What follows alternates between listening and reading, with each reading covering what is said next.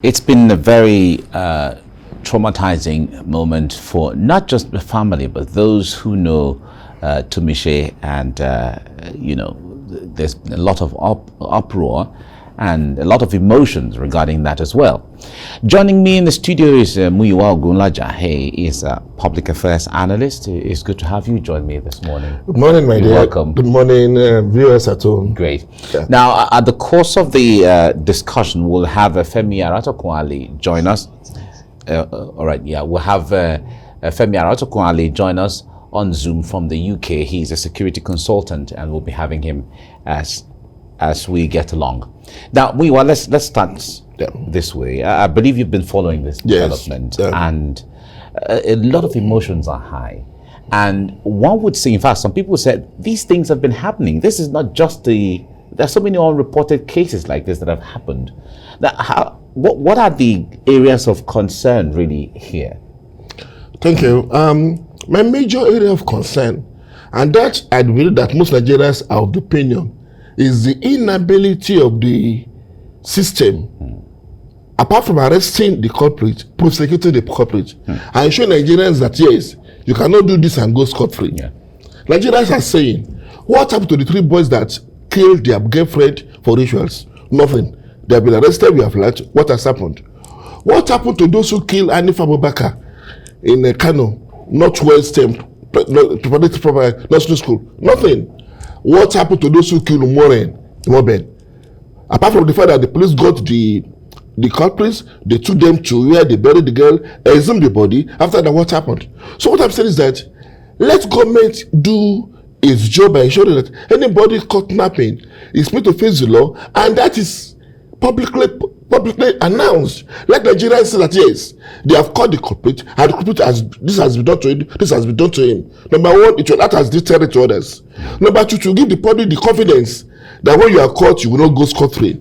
Then number 3, everybody will be on his toes, that I cannot just what I like and go away with it. But with what happened in the past, and Nigerians saying that after they had been caught, nothing has been done to them.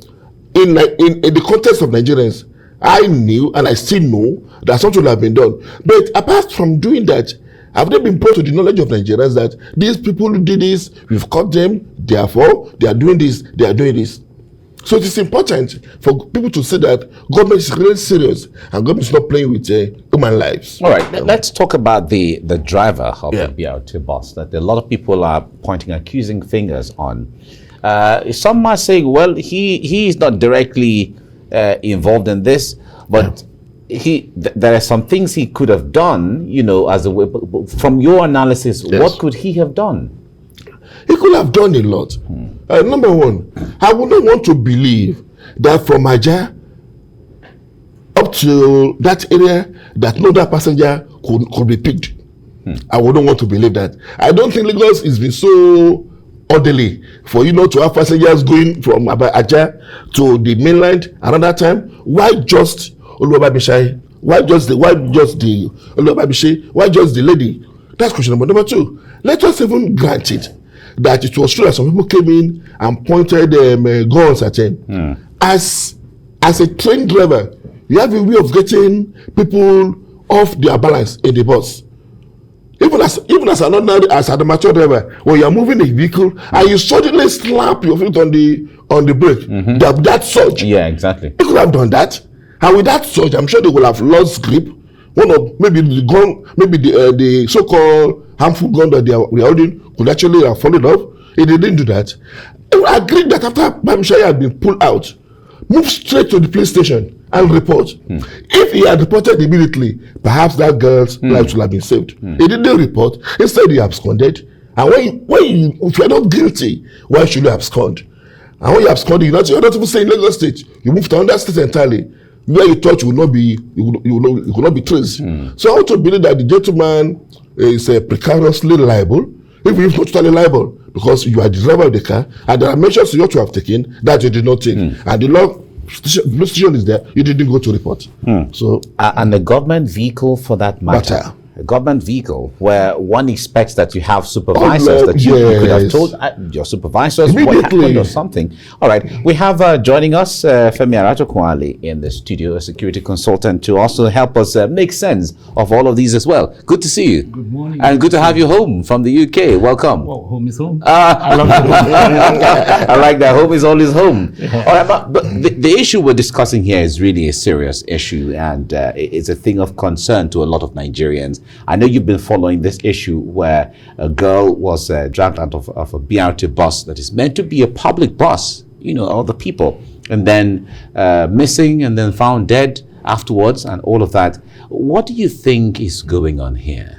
Good morning, viewers at home. I'm not going to say about what is my view about this. Let me try to move back a bit 2 years back. The idea of, having this BRT bus is an idea from UK, whereby we have all these London buses and other places as well. However, in the past, there are no cameras, even in the UK buses. But right now in UK buses, inside the London buses, even on the train, we see the double-decker buses. Yes, okay. As you're moving in, as you're going up, everywhere you have at least nothing less than 10 to 12 cameras watching over a whole lot of places. Now, let us leave all that aside. Why would you switch off the lights? What's wrong? You have a passenger in the middle of the night or probably in the evening time and the light was switched off.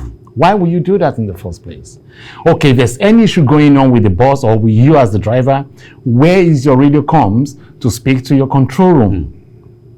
You didn't do all of this. Okay, if you can't use your personal phone, do you have a registered number given to you by the BRT that, okay, in case of any emergency, this is what you do, this is what you do. You didn't do any of all this. Then where is your professional driving skills that could have been used to stop a whole lot of issue going on? You didn't do all of that. All of a sudden, you just absconded. What is the government reaction to this? Why is the BRT director not coming up quickly to give a press statement?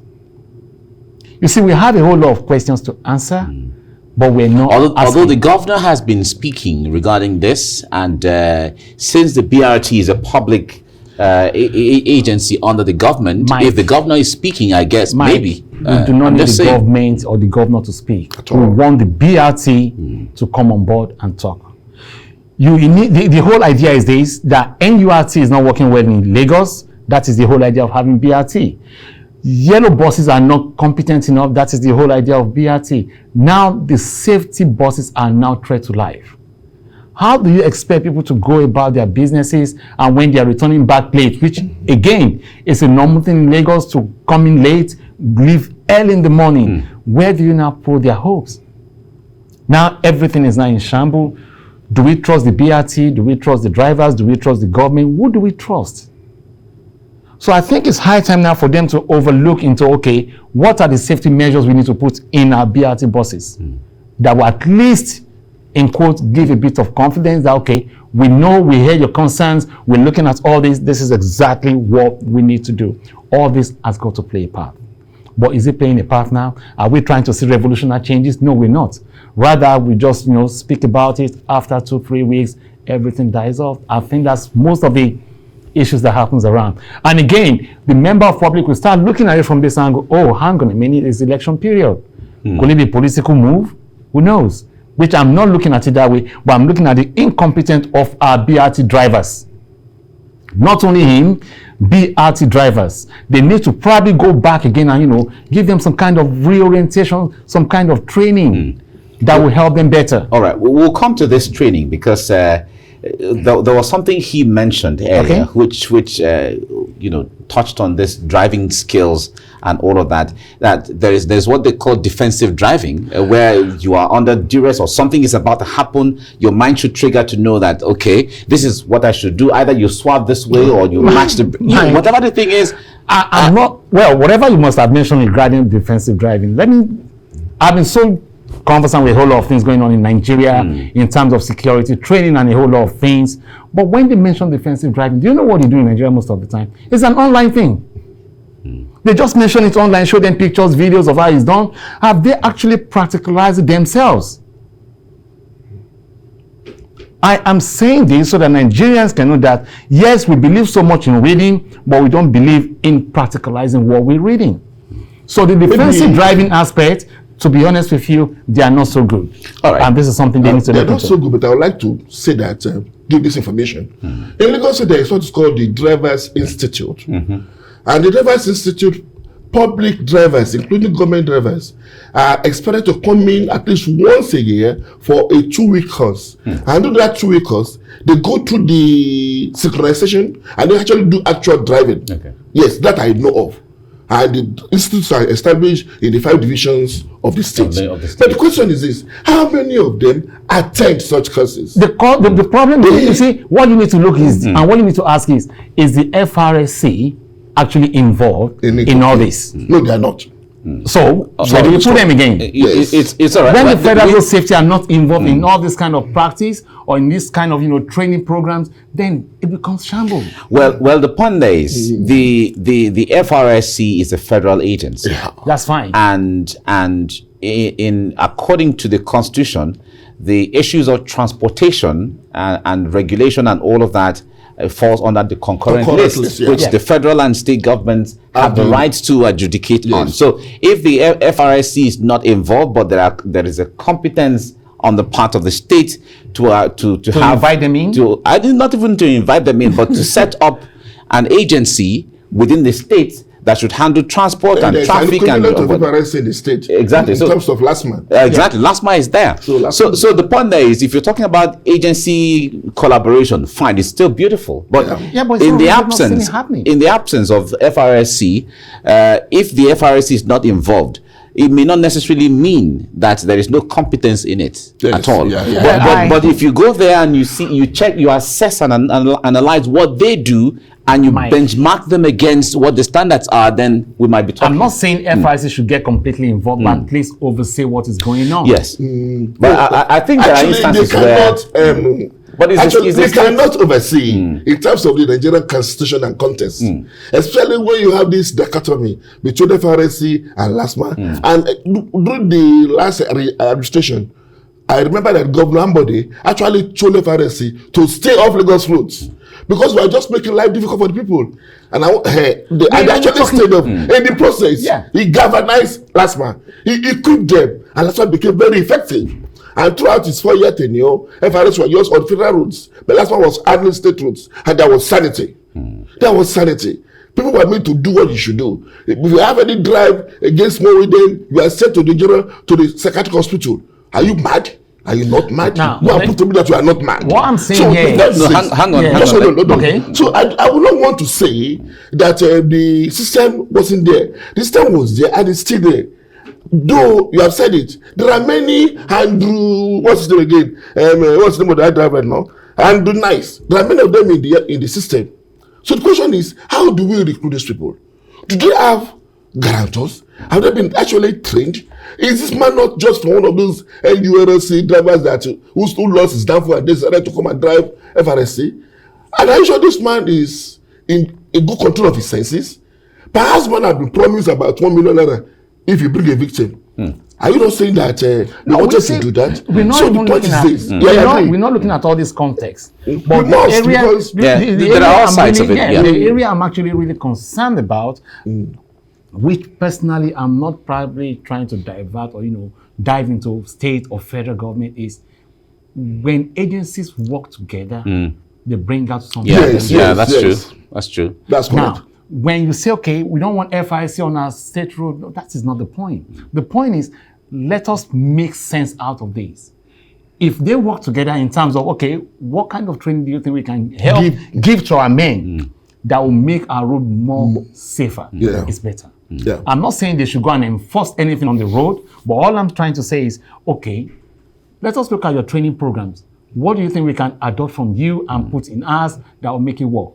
Because you guys are federal, professionally trained, how do you help our last man in this aspect? Those are the areas I'm actually looking at. How about I've not really seen this synergy?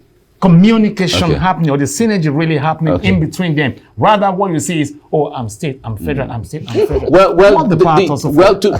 To be fair to LASMA, on one hand, at least I've engaged with some of them, and then we've seen instances where the state government, hire private institutions, even international professional institutions and agencies to engage them. So even outside of the FRSC, the LASMA to a great extent have built capacity in there. Is it enough? Of course, there is nothing enough in life. We all have to. But however, we are looking at time. Yeah.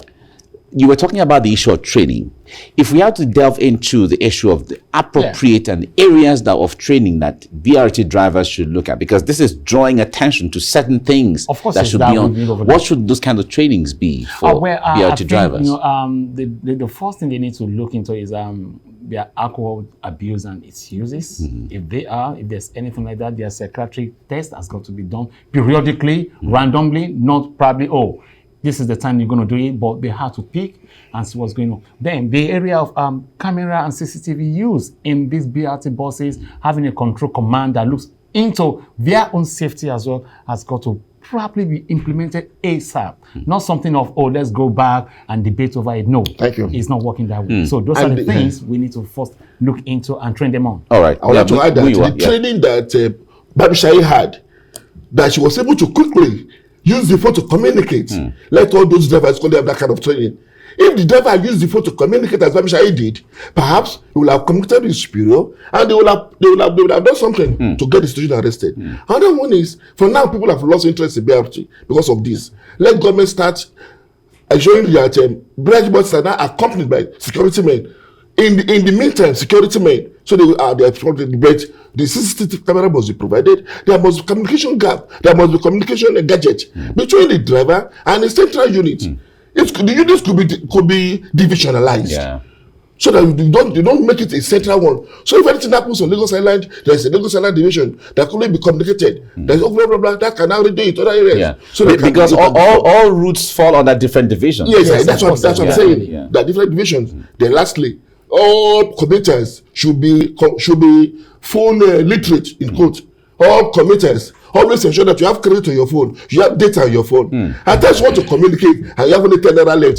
No, you can't make any call. Where your life is at stake. No, to be honest with you, don't let us start pushing another burden on commuters. No, we see BRT as one of the safest bus transport system in Lagos. No matter what, you can see. I understand what you're saying, but we need to look into the economic gap as well. Yeah, but we don't need to start pushing that. You must have. There's no Nigerian that's not having a phone. We all understand all this. But now the whole thing is coming to like that. Hang on a minute. Am I safe in the bus, even if I don't have credit on my phone? That's why I suggested officers. We're talking about the issue of balance here. The point there is, young people, in fact, students, let's say university or higher institutions, in fact, sometimes even in secondary school now have smartphones where they are browsing the phones, they are on social media and all of that. It is data that they get.